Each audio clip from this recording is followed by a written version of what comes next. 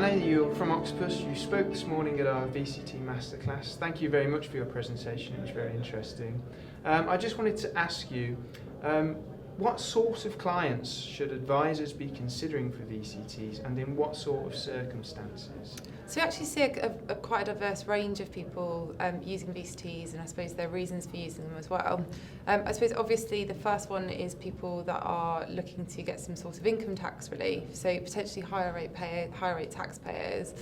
But more and more we're seeing them in a number of diversified sort of situations. So another common aspect is looking at VCTs to complement pension planning.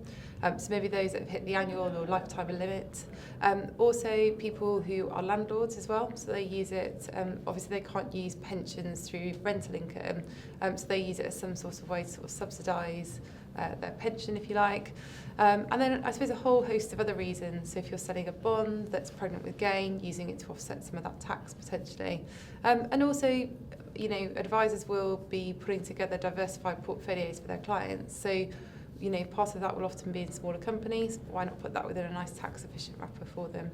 So there's quite a broad and diverse range lots of different reasons. ones. And you also covered in your presentation the different varieties of VCT. So we've got aim focus, generalist, specialist, limited life, evergreen. So there's actually quite a lot of diversity just within the different aims and objectives and the way the VCTs are ran.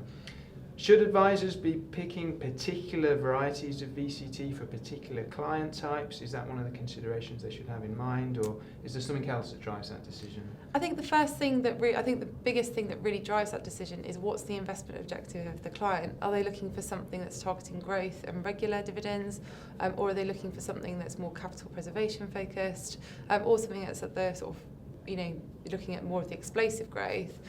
So for me, it's not about what the title of the VCT is, whether it's generalist, specialist, aim.